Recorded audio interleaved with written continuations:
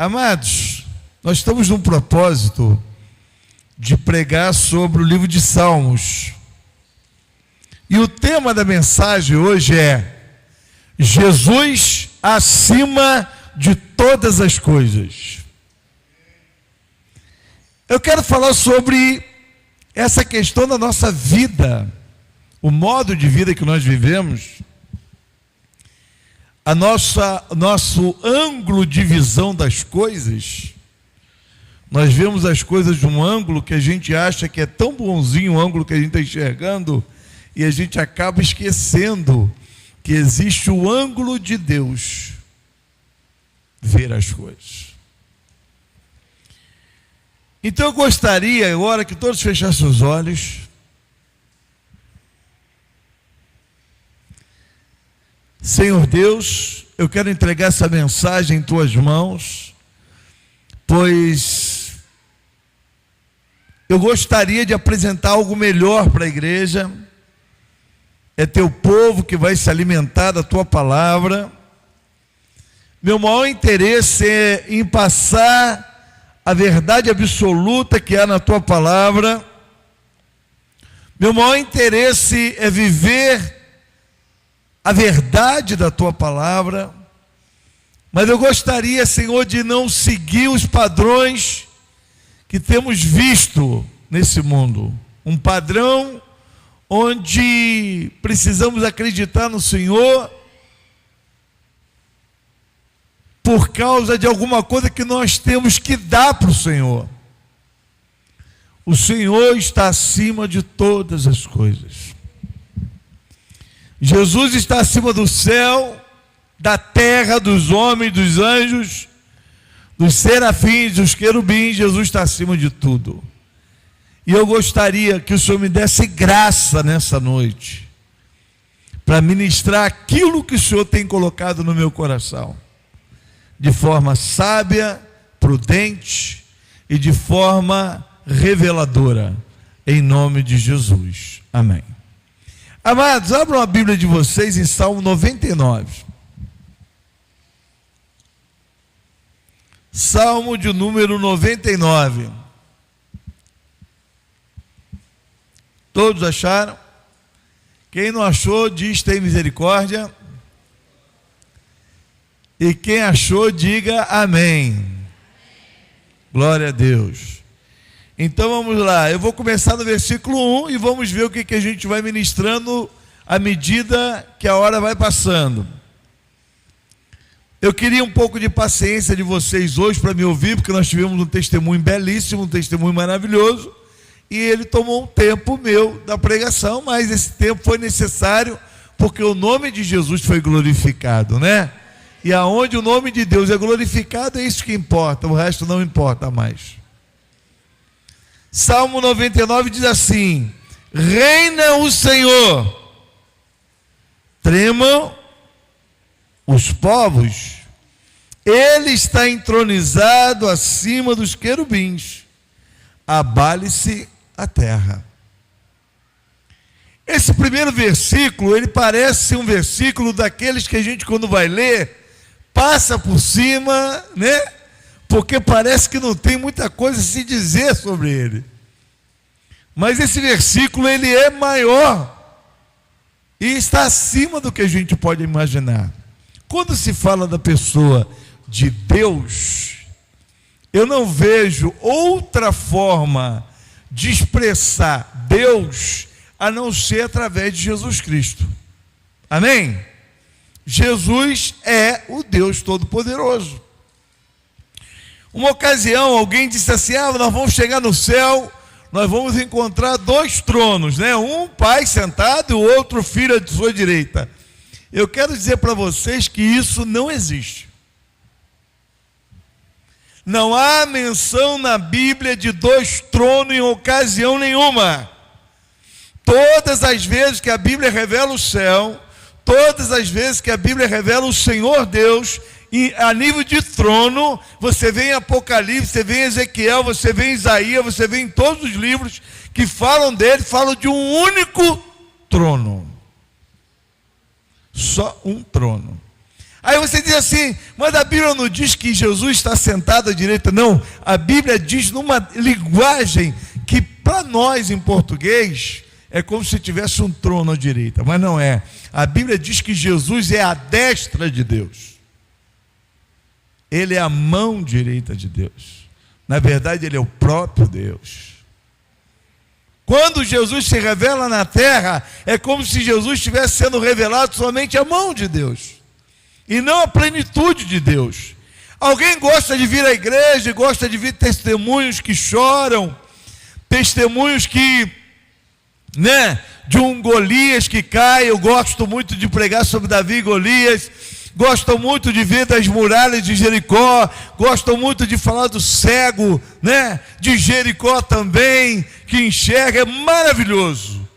Mas existe uma coisa para mim que é mais incrível de todas, é falar um pouquinho, tentar nos trazer um pouquinho a ideia de quem é o nosso Deus. Quem é Jesus?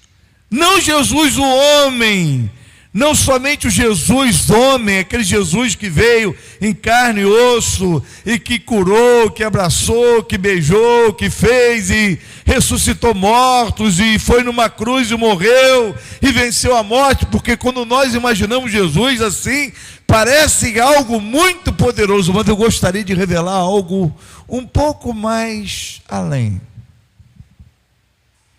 Eu gostaria que agora, quem estiver aqui, que eu não vou poder pedir que alguém leia, porque meu tempo é curto, e eu quero ministrar. Mas vocês que estiverem aí agora, abram Ezequiel capítulo 1.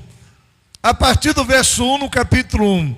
Eu não vou citar exatamente o texto todo como é, mas vou dizer para você mais ou menos como é o fato. No Salmo 99 está dizendo que ele está entronizado acima dos... Lá em Ezequiel capítulo 1 diz assim o texto mais ou menos, que na época que Ezequiel estava no exílio da Babilônia, eles eram todos escravos e presos da Babilônia, porque eles estavam passando por um processo de desobediência, e Deus estava disciplinando aquele povo, estava corrigindo aquele povo, e aquele povo se sentia perdido, abandonado, se sentia derrotado, se sentia em aflição. Deus fez Ezequiel, profeta, sacerdote, filho de sacerdote também, fez com que Ezequiel tivesse uma visão. Enquanto Ezequiel via o estado do seu povo, ele não atentava para ver o estado do seu Deus. E é sobre isso que eu quero falar para você. Você tem que parar de atentar para o estado que você está, olhando para os problemas que você está vivendo, e você tem que começar a atentar para o estado em que Deus se encontra. O apóstolo Paulo disse uma ocasião, não sou eu mais que vivo, mas é Cristo que vive em mim. Aí a gente imagina um Jesus de mãos furadas, imaginamos Jesus cheio de marcas, imaginamos um Jesus marcado, sentado num trono, bem humana a ideia. Os homens colocam Jesus assim, colocam Jesus de carne e osso ainda, com seu corpo glorificado, com as marcas nas mãos, e em cima do globo terrestre, e várias formas de se revelar Jesus. Mas eu quero falar do Jesus que está aí em Ezequiel capítulo 1. Esse é o Jesus que eu conheço. Eu gostaria que o Neto, se ele puder pegar um microfone, uma Bíblia. Neto, pega uma Bíblia, porque eu sinto no meu coração que a gente vai precisar que você leia algumas coisas aí. E o que aconteceu foi que o texto em Salmo 99 está dizendo assim: ele habita sobre os querubins, não é assim? Ele está assentado acima dos querubins. Qual seria o texto da Bíblia que revela com mais profundidade essa situação? Ezequiel capítulo 1 revela isso.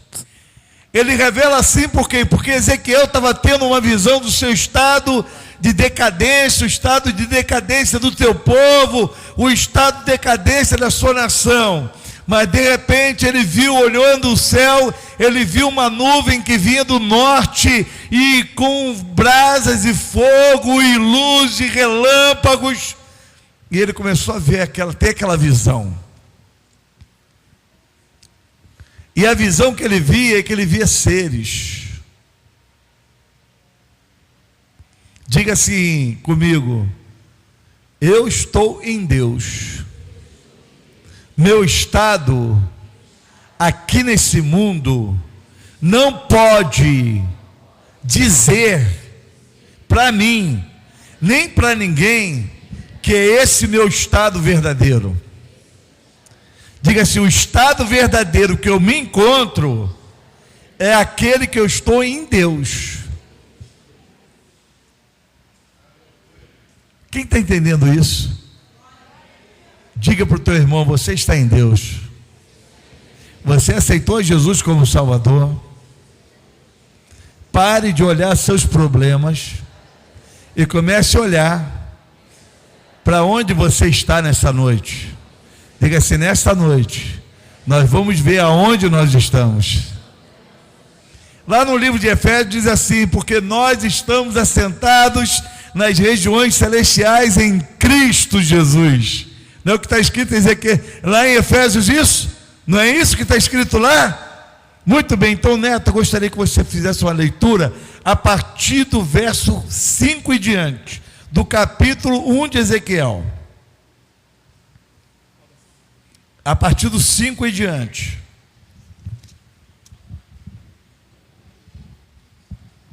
E no meio do fogo havia 4 vultos que pareciam seres viventes.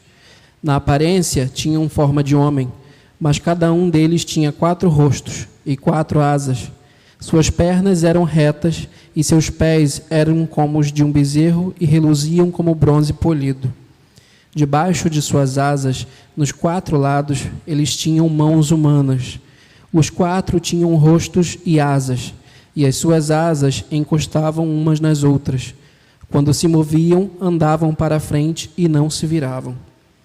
Quanto à aparência dos seus rostos, os 4 tinham rosto de homem, rosto de leão no lado direito, rosto de boi do lado esquerdo e rosto de águia. Assim eram os seus rostos. Suas asas estavam estendidas para cima. Cada um deles tinha 2 asas que se encostavam na de outro ser vivente, de um lado e do outro. Pula para o 10 agora, Neto. Já estou no 12. Já está no 12? Ah, então é o 15 para mim, é o 15. Enquanto eu olhava para eles, vi uma roda ao lado de cada um deles, diante dos seus 4 rostos. Esta era a aparência das rodas e da sua estrutura. Reluziam como um berilo. As 4 tinham uma aparência semelhante. Cada roda parecia estar entrosada na outra. Quando se moviam, seguiam nas 4 direções dos 4 rostos. 21. Quando os seres viventes se moviam, elas também se moviam. Quando eles ficavam imóveis, elas também ficavam. E quando os seres viventes se elevavam do chão, as rodas também se elevavam com eles, porque o mesmo espírito deles estava nelas. 25. Então veio uma voz de cima da abóbada sobre as suas cabeças, enquanto eles ficavam de asas fechadas. Assim, acima da abóbada, sobre as suas cabeças, havia o que parecia um trono de safira, e bem no alto, sobre o trono, havia uma figura que parecia um homem. Vi que a parte de cima do que parecia ser a cintura dele parecia metal brilhante, como que cheia de fogo, e a parte de baixo parecia fogo, e uma luz brilhante o cercava. Tal como a aparência do arco-íris nas nuvens de um dia chuvoso, assim era o resplendor ao seu redor. Essa era a aparência da figura da glória do Senhor. Quando a vi, prostrei-me rosto em terra, e ouvi a voz de alguém falando. Amém, glória a Deus. Presta atenção. Eu vou tentar explicar para vocês o que Ezequiel viu. Ele começou a ter uma aparência, chegar perto dele, 4 seres viventes. Os 4 seres, a cor deles, a ideia é de que eles estavam pegando fogo. Esses 4 seres ficavam de frente um para o outro, tinham 4 rostos e uma cabeça, 4 rostos. Rosto de águia, rosto de leão, rosto de homem e rosto de touro. E eles batiam a asa junto, e quando paravam juntos. Tinham 4 rodas que ficavam, cada roda era responsável por um ser daquele. E quando aquelas rodas se moviam, os seres se moviam, tudo era harmonioso, e tudo havia unidade, e tudo havia equilíbrio, e tudo funcionava. Aqueles seres, quando Ezequiel, na tradução mais apurada, quando você percebe o estado daqueles seres, era como se eles estivessem se decompondo, mas não se consumia. Lembra da sarça ardente no deserto? Era assim mesmo, eles estavam se decompondo, mas não se consumiam, de tanto fogo. E exatamente eles estavam aonde? Debaixo de uma abóboda circular, oval. E aqueles seres estavam ali debaixo, como o pé de um trono. Eles, na verdade, eram os pés do trono de Deus.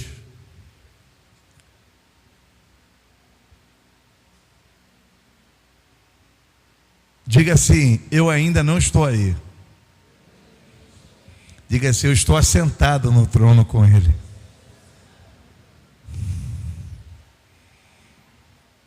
Eu queria que você se sentisse como eu me sinto, junto com Ele, acima dessas coisas, acima de tudo que você está vivendo aqui nesse mundo.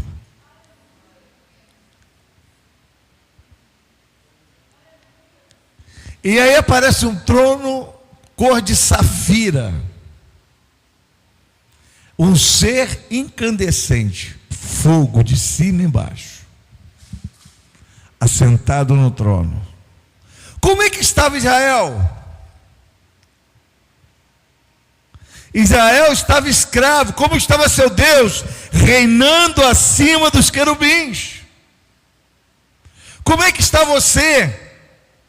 Conta para Deus hoje aqui à noite como é que você está, porque eu quero dizer para você que Ele continua assentado acima dos querubins. E Ele é o seu Deus, Ele é o seu Criador, Ele é o teu Senhor, e o nome dEle é Jesus. Então nunca tenha uma ideia de um Deus pequenininho, fraquinho e pobrezinho. Isaías já viu acima do trono. Isaías diz que quando entrou no templo, ele viu o Senhor sentado no alto e sublime trono. E seu séquito, seu conselho enchia todo lugar. E a Bíblia diz que ele, se ficou apavorado, Isaías, porque serafins voavam. Serafim, que significa incandescente, em chamas, também em estado de decomposição, mas que não se consome, fogo puro, voando, seres com asas incandescentes, pegando fogo, voando em volta dele. 2 voam, 2 cobrem o pé, 2 cobrem o rosto, eles estão voando, e pegam fogo em volta dele. Mas eles dizem para ele: Santo, Santo, Santo é o Senhor dos Exércitos. Onde você está hoje? Diz para mim o teu estado. Você aí que quer casar e que quer ver um futuro. Ai, meu futuro, ai, meu isso. Eu creio nesse Jesus, que para Ele nada é impossível. Você me mostra uma doença, eu te mostro esse Deus que eu conheço na palavra dEle. Você está me mostrando um problema impossível, eu estou te mostrando aquele que criou todas as coisas, aquele que está sentado acima dos querubins, aquele que está sentado acima de tudo, aquele que todas as nações da terra se dobram e se curvam diante dele, porque ele é o Senhor. Para me deixar mais fascinado por esse Jesus, que está acima de tudo, esse ser todo-poderoso, incandescente, onde os querubins se curvam, se vestem de curvam diante dele, onde os serafins voam e cantam que ele é santo e santo, é esse ser todo-poderoso, que está acima de tudo, se fez um ser humano, nasce no ventre de uma mulher. Você entende por que Filipenses diz assim? Ele se despiu da sua glória, aniquilou-se, porque se ele se revelasse como ele é, o mundo não suportaria a glória da sua presença.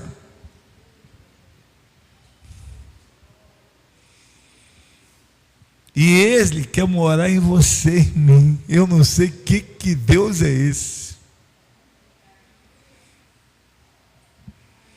Que Deus é esse?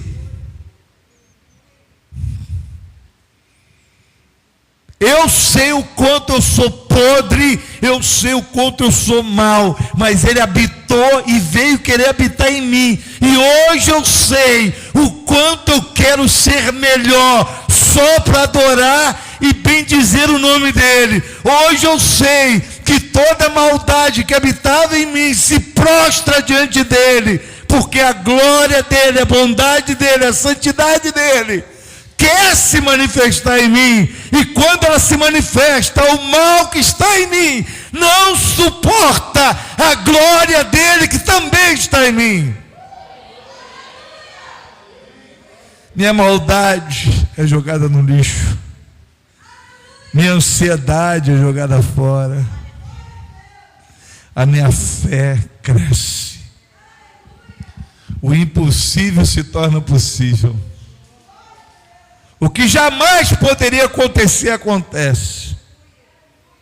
O cego enxerga, o coxo anda, o morto ressuscita.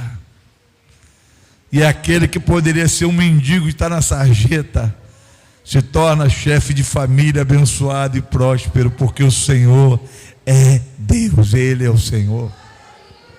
Esse Jesus glorioso, santo e perfeito, esse ser glorioso chamado Yeshua, Yahvé, o Deus Todo-Poderoso, que está sentado acima dos querubins, onde a terra estremece, tudo estremece à sua volta, as nações se curvam, reinos se curvam, o diabo, a única coisa que o diabo sabe falar é a mentira para aqueles que querem acreditar na mentira dele. Mas se você chamasse para o diabo e tivesse uma injeção de verdade nele, ele ia dizer: você sabe o que o diabo vai fazer aqui agora? Se dissesse para o diabo assim: não minta, quem ele é? Satanás ia se prostrar, ia adorar, ia dizer: ele é o Senhor. Porque diante dele todos se curvam, diante dele todos se prostram. E se você quer ser um mais do que vencedor na tua vida, se você quer ser mais do que vitorioso na sua vida, se você quer ser uma pessoa feliz e plena em tudo que você fizer, se prostre diante dele, se curve diante dele, reconheça que ele é o Senhor, porque a Bíblia diz que o Senhor deu a ele um nome sobre todo nome, e ao nome de Jesus se curve, toda língua se dobre, e todo joelho se dobre e diga que Jesus Cristo é o Senhor. Não me mostre problemas, não me fale dos seus problemas, não. Diga para ele o que você está sentindo, que ele vai revelar a tua glória, a glória dele para você, e você vai dizer: eu não preciso de mais nada, eu já tenho tudo. Diga comigo assim: não há nada que ele não faça, não há milagre que ele não realize. Diga assim: a única coisa que meu pai quer é que eu confie nele plenamente. Versículo 2 diz assim: o Senhor é grande em Sião, e sobremodo elevado acima de todos os povos. Celebrem eles o teu nome, grande e tremendo, porque é santo. És o Rei poderoso que ama a justiça. Tu firmas a equidade, executa o juízo e a justiça em Jacó. Preste bem atenção no que eu quero deixar aqui para Deus, para vocês. Como que Deus age? Tem muita gente querendo ver que Deus faça alguma coisa na sua vida. Tem muita gente querendo um milagre. Tem muita gente querendo, né, que alguma coisa aconteça. Eu quero tanto isso. Deixa eu falar uma coisa para você. Deus, ele ama a justiça. E se você quer ver a ação de Deus, ele vai agir sempre em justiça.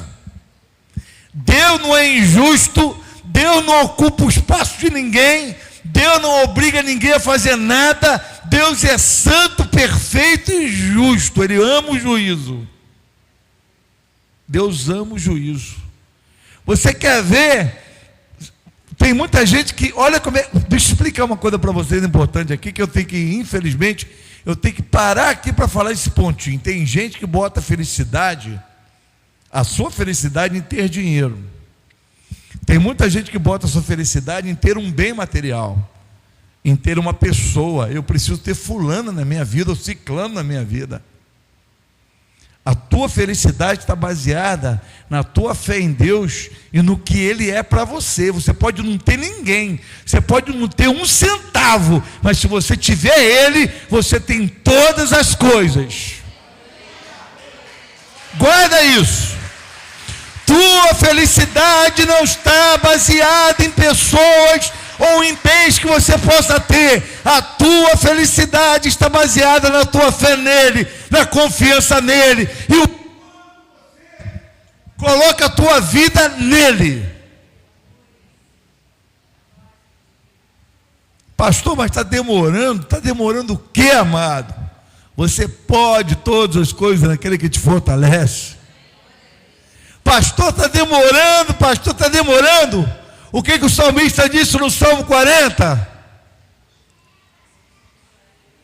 Esperei com paciência no Senhor e Ele se inclinou para mim, ouviu meu clamor. Eu quero dizer uma coisa para você: para que teu clamor chegue na presença de Deus, você tem que ter uma vida de justiça e retidão. Deus não se agrada de crente injusto, de crente que age com injustiça. Se você está esperando uma bênção de Deus e você quer ser uma pessoa má, perversa, fofoqueira, injusta, Deus não vai te abençoar. Se você quer ser abençoado, viva uma vida de justiça, de retidão e de santidade. E aí o tempo de Deus virá no tempo certo e Deus derramará a bênção dele sobre você. Não espere bênção debaixo de injustiça. Espere bênçãos debaixo de retidão. E quem disse para você que Deus tem que te dar tudo? Se você já tem... no outro dia, né? Uma pessoa me mandou uma mensagem dizendo assim: o melhor de Deus virá. Queridos, eu quero deixar bem escritinho para vocês e gravado aqui. O melhor de Deus já veio. O nome dele se chama Yeshua HaMashiach, Jesus Cristo Senhor. Ele é o melhor de Deus em tudo que nós precisamos. No melhor de Deus não virá nunca mais, porque já veio. E sabe quando é que o melhor de Deus vai vir? Ele não vai vir, ele vai voltar para nos buscar. Deus já te deu o melhor, querido. Pare de viver qualidade de vida, de pouca qualidade de vida, de qualidade de vida. Vou até brincar com os irmãos da China. É qualidade de vida da China, essa qualidade de vida falsa, sem estrutura, sem equilíbrio, sem qualidade. Jesus é o melhor de Deus para você. Quando você tem Ele, você tem todas as coisas. Ele é acima de todas as coisas, Ele é o Senhor.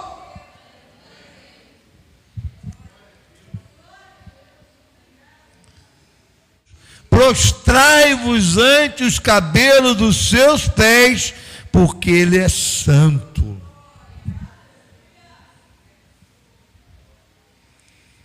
Queridos, tem muita gente querendo ter vitórias. Eu tenho até um pouquinho de aversão quando eu vejo alguns irmãos dizendo só vitória, só vitória, só vitória. Nós já tivemos a maior vitória na cruz do Calvário, quando Jesus Cristo morreu e o problema do pecado foi resolvido, queridos. É só vitória desde a cruz, e vitória pela cruz.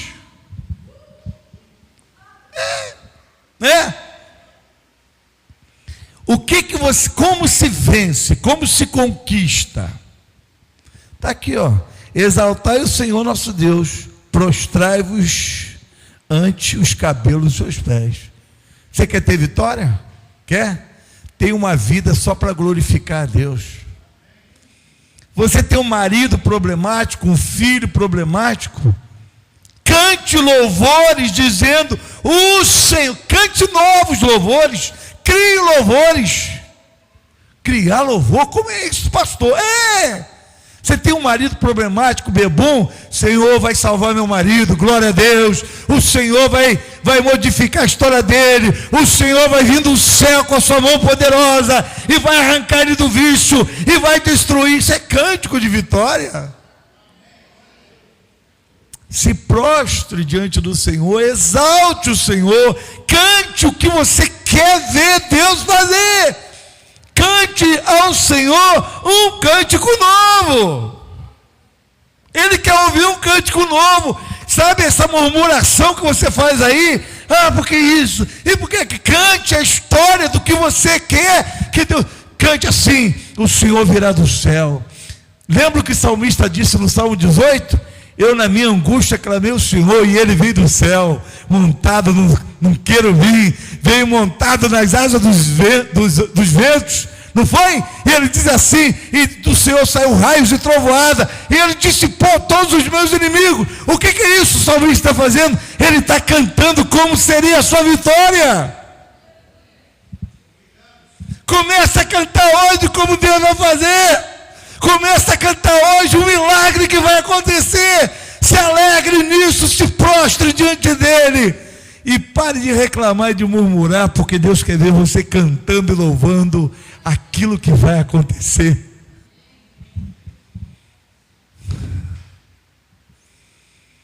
Olha o que está escrito. Aleluia. Moisés e Arão entre os seus sacerdotes, e Samuel entre os que invocam o nome, clamavam ao Senhor e Ele os ouvia. Por que ele está falando de 3 homens? Um homem, Moisés. Diga 3 tipos de homem. Diga assim: primeiro Moisés. Diga assim: Deus está precisando de Moisés. Quem são os Moisés?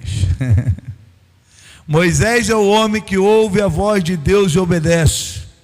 Moisés é o homem que entra na presença de Deus e não sente fome.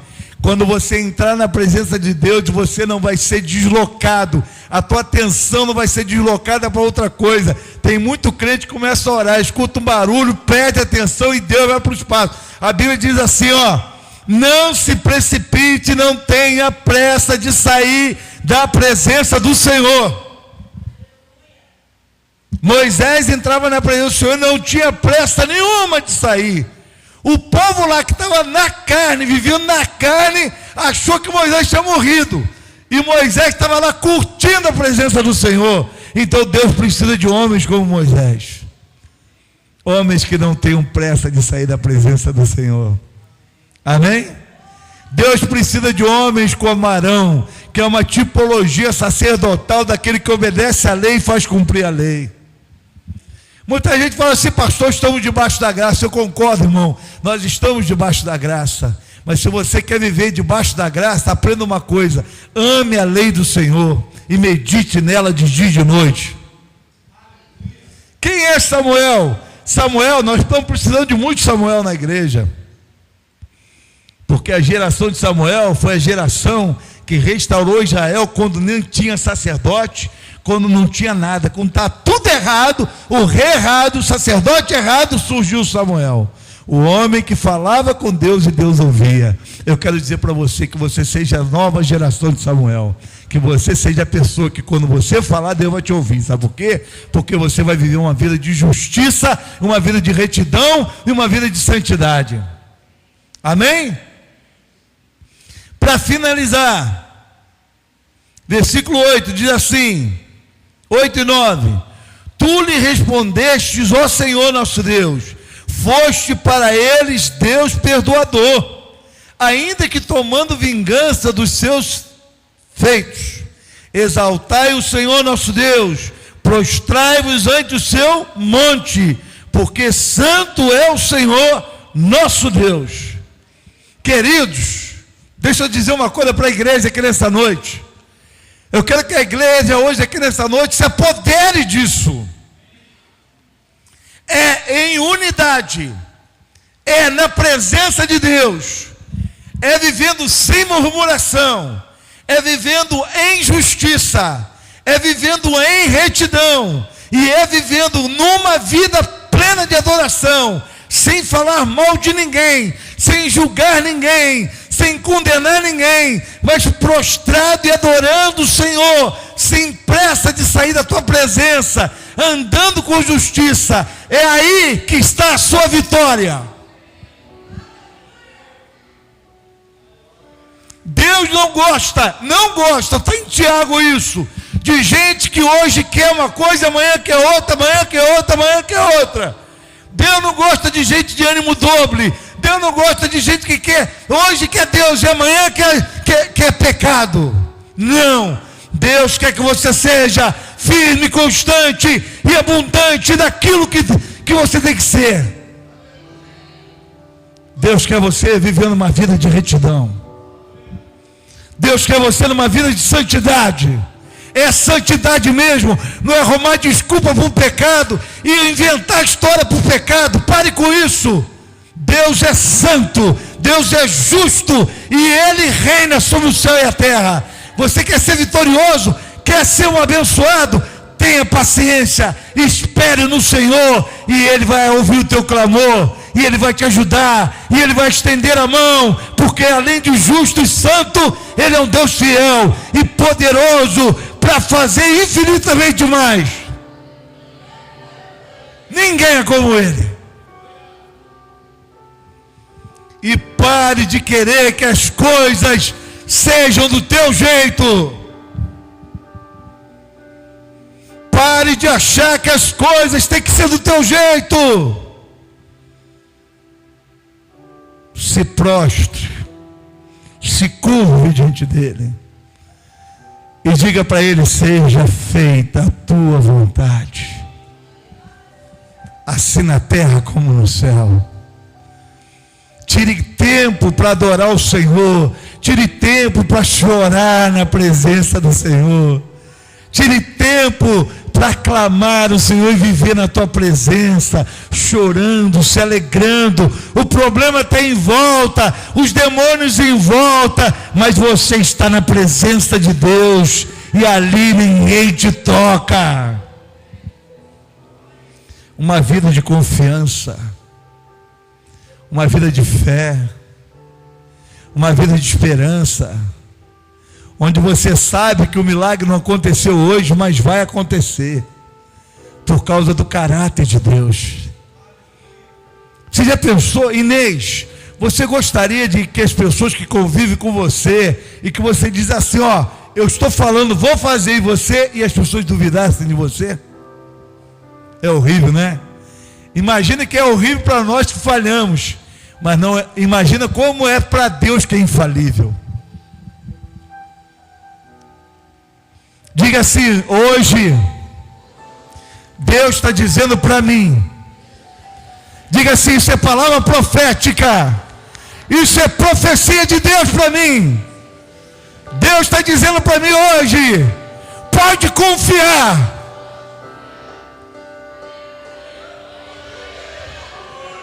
Espera, aprende a ser justo, ande em retidão, ande em santidade, seja um adorador. Mas hoje Deus está dizendo para você: confia plenamente, cegamente, e o adore em espírito e verdade, porque Ele é o Senhor. Vamos ficar de pé.